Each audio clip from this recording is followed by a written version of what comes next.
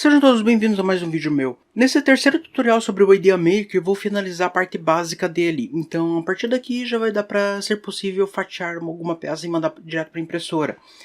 Mas por hora, né, vocês podem ver que eu estou aqui ainda com o perfil da Ender 3. Posso checar se estou com o perfil certo aqui por esse menu. Então, já expliquei nos vídeos anteriores sobre como adicionar uma impressora, como mexer no layout aqui, como trabalhar em cima de alguma peça. Então agora eu vou ensinar a mexer na engine do fatiador, as configurações mais avançadas para você poder fatiar. Então, se você não acompanhou nenhum dos dois vídeos anteriores, os dois primeiros links na descrição vão ser muito úteis. Então vamos lá. Já ensinei o melhor modo de adicionar alguma peça aqui na área de trabalho, né? Então vou adicionar esses dois objetos aqui. Beleza. Esses dois objetos aqui vão me ajudar a mostrar um pouco sobre cada etapa do fatiamento, cada linha que ele vai fazer. Então vamos nessa.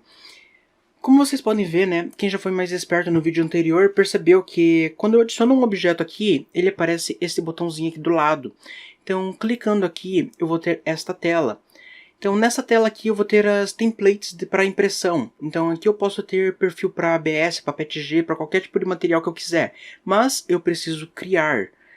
Então no caso eu posso criar o perfil ou posso importar de alguém que tenha. Então se por acaso eu tivesse um perfil salvo em outro computador, eu poderia estar importando aqui. Mas como se trata de um tutorial, né? Então vamos criar. Na hora de você criar, você pode definir um nome para ele. Como estamos mexendo com uma Ender 3 e o mais comum é uma Ender 3 trabalhar com material PLA Ender 3.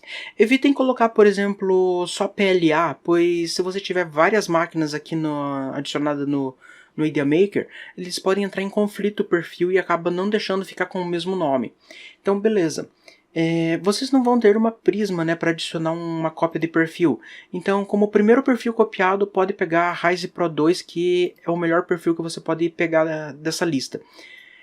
Ultra High Quality, mudem isso daqui. Mais pra frente eu explico o porquê que tem que mudar. Coloquem no Standard, é próprio para iniciante. Então, feito isso daqui, é só dar OK, ele vai mostrar essa outra tela com informações básicas. Então, o que eu tenho aqui? Eu tenho o nome do perfil que eu acabei de criar, a densidade de preenchimento interno, que eu já vou explicar o que é, o número de shells, que também já vou explicar o que é, o tipo de adesão da plataforma, se eu quero suporte, e um menuzinho aqui de Advanced, e outros aqui do lado para você dar OK ou cancelar. Como eu só quero salvar esse perfil, agora eu vou dar OK. Beleza, eu tenho um perfil ali salvo, mais pra frente eu posso editar ele e fazer a bagunça que eu quiser. Por hora, vamos fatiar para dar uma olhadinha. Então, nessa tela aqui ele não me mostra o fatiamento, mas ele me mostra os dados do fatiamento. O nome do meu arquivo vai ser o nome de algum dos objetos que vai estar na minha área de trabalho. No caso, o nome dessa pequena calopsita ali, okami.gcode.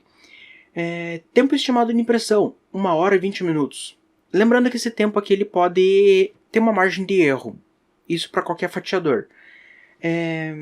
Peso aproximado que vai precisar para poder imprimir. Então ele diz aqui que vai precisar de 13,7 gramas e 4,61 metros de material. E aqui está o custo estimado em dólar. Então opções que eu tenho aqui. Eu tenho exportar o arquivo em G-Code, upload para o sistema de FTP da máquina, ou pré-visualizar.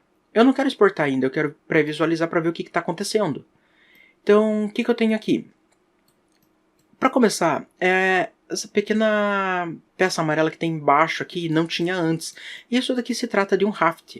Então o raft eu posso confirmar que olhando aqui. Tá meio amarelo, cor de cocô. Beleza. Então acima do raft sempre vai ter um pequeno espaçamentozinho ali. Pelo menos era para ter um pequeno espaçamentozinho, mas aparentemente não está calculado. Que daí vai permitir que você descole o raft da peça. Por hora, isso daqui não importa muito, porque a gente só vai trabalhar no visual. Então, o que nós temos aqui? Nós temos essa peça meio bordô aqui, que são as shells externas. Daí aqui no cubo dá para ver melhor.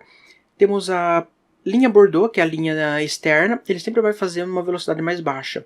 A linha verde, que pode ser uma ou várias, que dele vai fazendo uma velocidade mais alta.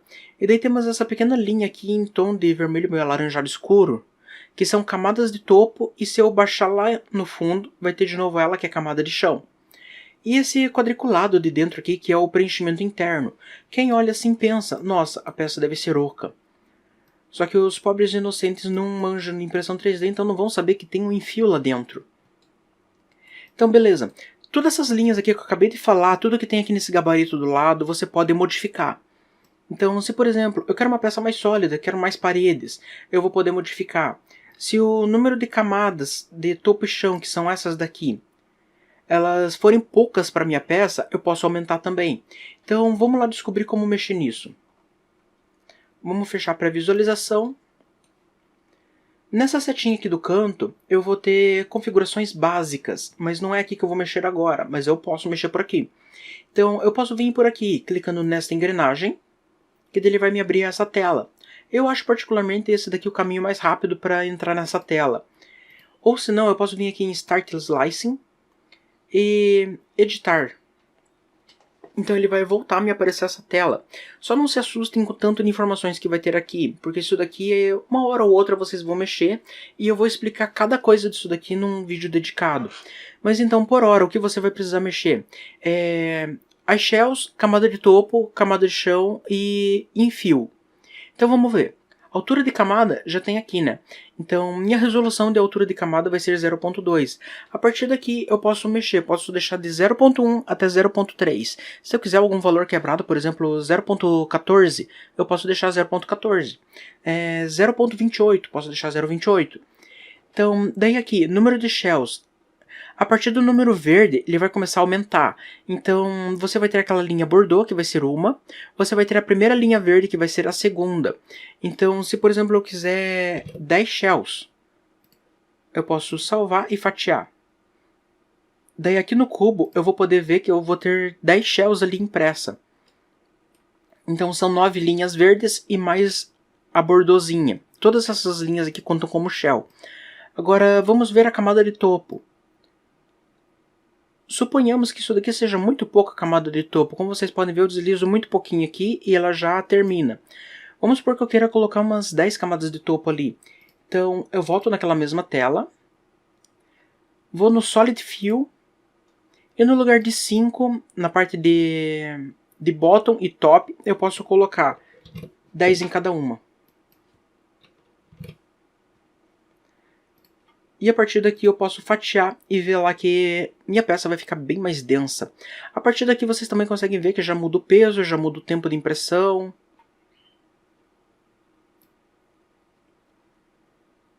E feito isso, eu consigo mais camadas de topo, uma peça mais densa, mais resistente. Vai bem mais material, sim. Mas dependendo do tipo de peça, vai ser necessário. Então vamos lá ver outras configurações. A configuração de enfio, que são aquelas partes amarelinhas lá dentro. Então vou vir aqui no menu de enfio, e eu vou ter aqui uma porcentagem, que por exemplo eu posso mudar para 50%, e tem o padrão dele, que por exemplo vou mudar para giroide. Giroide é um padrão muito interessante.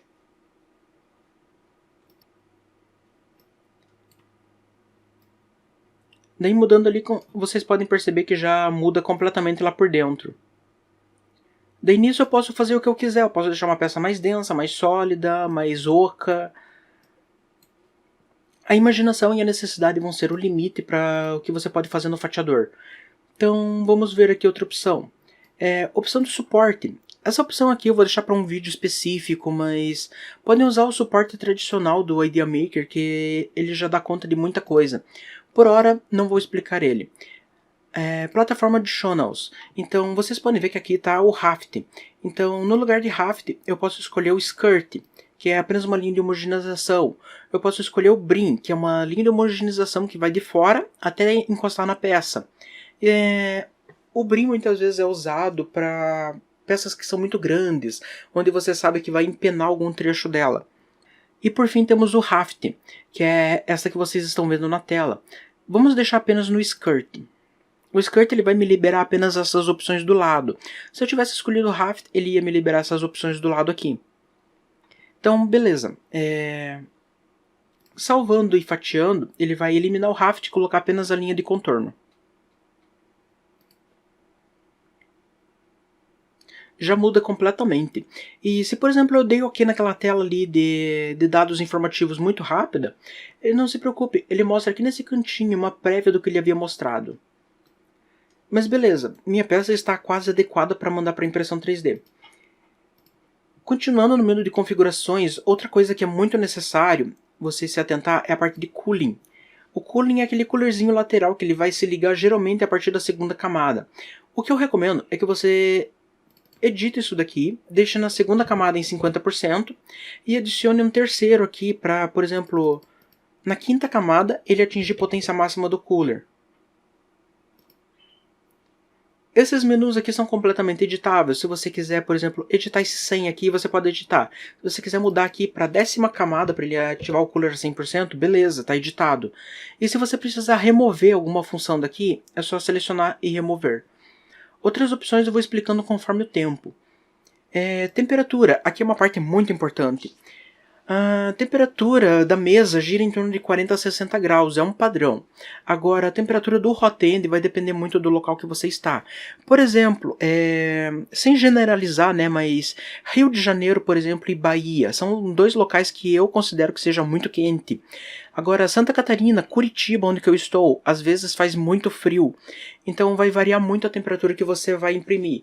Se, por exemplo, tiver muito quente, uma temperatura de 180 graus vai ser o suficiente. Só tem que tomar cuidado porque tem extrusoras que travam em 180 graus. Então o ideal é deixar a partir de 185 para ele começar a imprimir.